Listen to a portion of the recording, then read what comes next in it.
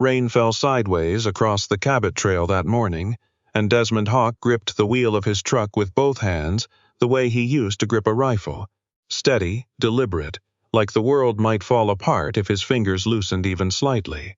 He wasn't thinking about the shelter. He wasn't thinking about much of anything except the wipers ticking back and forth, a metronome for a mind that had learned, the hard way, not to wander. Beside him, his sister Marin hummed along to the radio with the easy confidence of someone who had never once doubted that the world, on the whole, meant well. She was 34, 2 years younger than Desmond, with wind-blown dark hair and the kind of laugh that made strangers in grocery store lines smile without knowing why.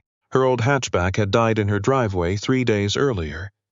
Something about the alternator, something Desmond hadn't fully listened to, because he'd already known he would be the one driving her wherever she needed to go. That was how it had always worked between them, Marin asked. Desmond showed up. "You know you didn't have to come in," Marin said, as they pulled into the gravel lot of the Marguerite Animal Rescue, a low cedar-shingled building tucked against the tree line outside Inverness County. "I'm just looking at cats." "I'm not waiting in the truck in this," Desmond said, nodding at the rain hammering the windshield, though that wasn't really the reason. The reason was that he had nowhere else to be, and hadn't, for longer than he liked to admit. At 46, Desmond carried himself like a man built from old rope, wiry, weathered, every motion economical. He'd spent 18 years as a Navy combat controller before a knee injury, and something less visible than a knee injury had ended that life for good. Now he split wood for a living, sold it by the cord to summer cottagers up and down the coast, and lived alone in a farmhouse his grandfather had built, where the silence had gotten so total. He sometimes spoke aloud just to hear a voice in the room. Inside, the rescue smelled like wet fur and bleach, and the particular mustiness of an old building trying very hard to stay clean. A volunteer named Priscilla, gray-haired, brisk, kind in the unsentimental way of people who'd spent decades around dying and surviving animals, led Marin toward the cat room, chattering about a tabby named Whiskers who'd apparently bitten the last 3 people who'd tried to hold her. Desmond hung back in the hallway between the kennels, hands in his jacket pockets, doing what he always did in unfamiliar rooms, counting exits without meaning to. That was when something hit his leg. He looked down. A German shepherd puppy, maybe 9 weeks old, golden and black, was wrapped around his boot like it had been waiting its whole short life for exactly this moment. It looked up at him with an expression of total unembarrassed devotion, tail going so hard its whole back end shook with it. "Oh, that's Maple," Priscilla called from the doorway, amused. "She does that to everyone. Don't take it personally." But it didn't feel impersonal. It felt, absurdly, like being chosen. Desmond crouched against every instinct that told him not to get attached to things that could be taken from him, and let the puppy gnaw at his fingers with teeth like sewing needles. Down the hall, in the farthest kennel, another shape moved, smaller, darker, pressed into the corner of the cage where the shadows pooled thickest. A second German shepherd puppy, this one with a coat so dark it looked almost black, watching him with eyes that held none of Maple's open joy.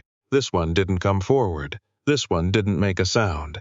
It simply watched, still as a held breath, as if deciding whether Desmond was a danger or merely another disappointment.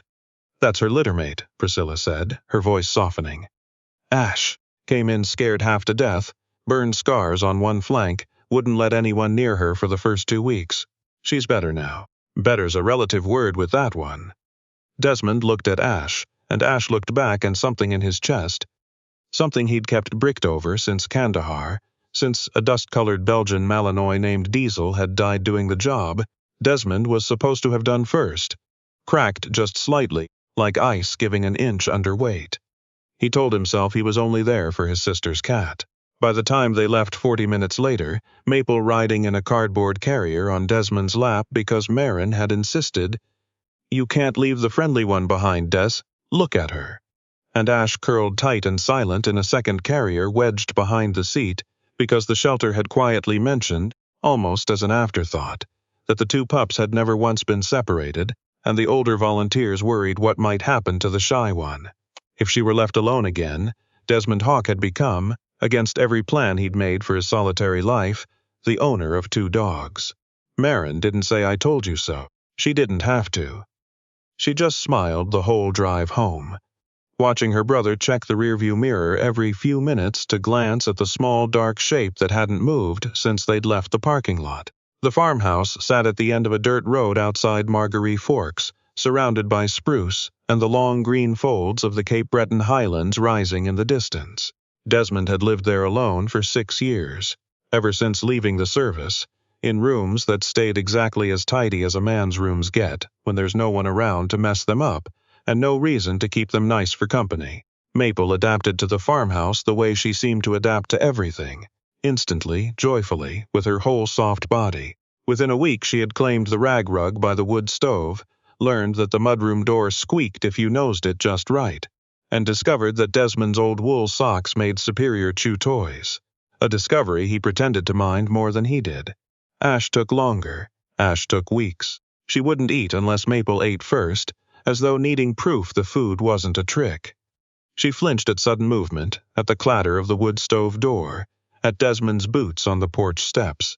She slept pressed into the corner of the kitchen, never on the dog bed Desmond had bought for her, as though comfort itself felt like a risk she wasn't ready to take. But she watched him, always, from corners, from doorways, with those amber eyes that seemed older than 9 weeks had any right to be. And there was one thing Desmond noticed in those first quiet weeks that he didn't mention to Marin or to anyone, because saying it out loud would have made it real in a way he wasn't prepared for. Ash never went near the locked door at the end of the upstairs hallway, not once, as though even a puppy who'd never set foot in this house before could sense there was something behind that door that didn't want to be disturbed. There was a reason for the lock, of course. There was a box in that room Desmond hadn't opened in 4 years. A collar with a steel tag worn smooth from handling. A folded flag he couldn't look at directly, the way you can't look directly at the sun. He told himself the dogs were Marin's idea, and none of his business beyond logistics. He told himself a great many things. That autumn that weren't quite true. It was a gray Tuesday in late October when everything in the house shifted. The kind of ordinary afternoon that becomes, later, the hinge a whole life turns on. Desmond had been moving boxes in the upstairs hall. Nothing dramatic. Just clearing space for a load of firewood he was planning to dry indoors before winter. When the latch on the locked door, old and stubborn and never quite trustworthy, gave way under nothing more than the vibration of his footsteps. The door swung open 3 inches. From below, he heard the click of small claws on the hardwood, and before he could stop her, Ash had slipped past his legs and into the room. "Ash, no?" Desmond's voice came out sharper than he meant it to, and the puppy froze mid-step, ears flattening, body lowering in the universal posture of a creature bracing for punishment. But she didn't run. She stood there in the dust-mote light from the one curtained window, looking back at him with an expression that wasn't fear exactly, wasn't only fear, and something in Desmond's chest gave way faster than the latch had. He didn't make her leave. He stepped into the room himself for the first time in over a year and knelt down on the floor among the boxes he hadn't been able to face, and Ash crept toward him. Not bounding, not the way Maple would have, but slow, deliberate, the way you approach something wounded. His hand found the collar before his mind had decided to look for it. Worn leather, a steel tag gone dull. He didn't have to read the engraving to know what it said.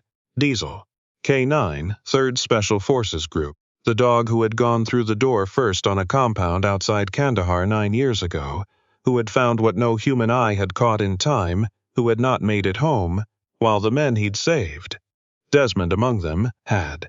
Desmond had folded that whole truth into silence for 9 years, and called the silence discipline. The tears, when they came without his permission. He didn't sob, he wasn't built for that, or hadn't let himself learn how, but his shoulders shook, once, twice, the way a structure shakes before something settles.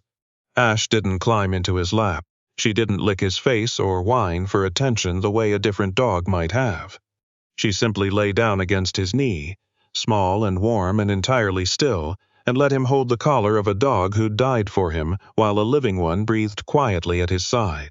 Outside, beyond the window, the spruce trees moved in a wind that smelled, faintly, of the snow that was coming. Winter arrived early and hard that year, the way it sometimes does on the Cape Breton coast. with a storm that rolled in off the Gulf of St. Lawrence on a Thursday evening and turned the whole world the color of static. Desmond had just finished feeding the dogs. Maple, now nearly 4 months old, all legs and chest and reckless enthusiasm, Ash quieter but steadier, no longer flinching at every sound the old house made.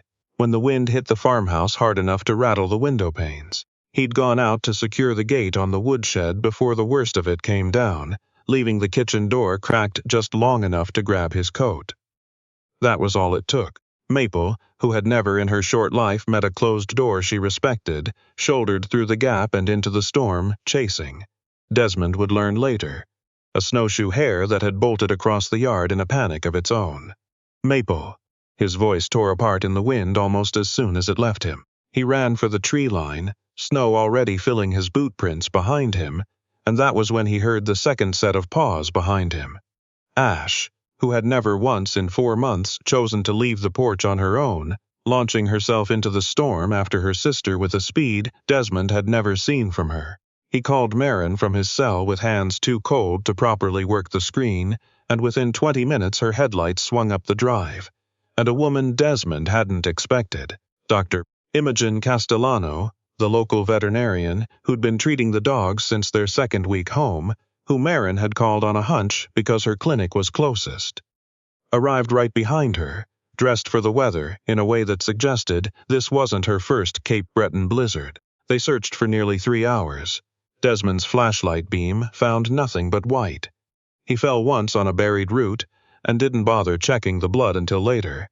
He thought of Diesel the whole time, not as a memory now but as a living ache, the specific terror of arriving too late dressed up in fresh snow. It was Imogen who heard it first, a thin sound, almost lost in the wind, coming from a hollow beside a fallen birch about 400 meters into the trees. They found Maple pressed into the lee of the trunk, shivering so hard her teeth clicked, and curled around her, taking the brunt of the wind on her own back, was Ash. Eyes open, exhausted, refusing to let go of the watch she'd set herself.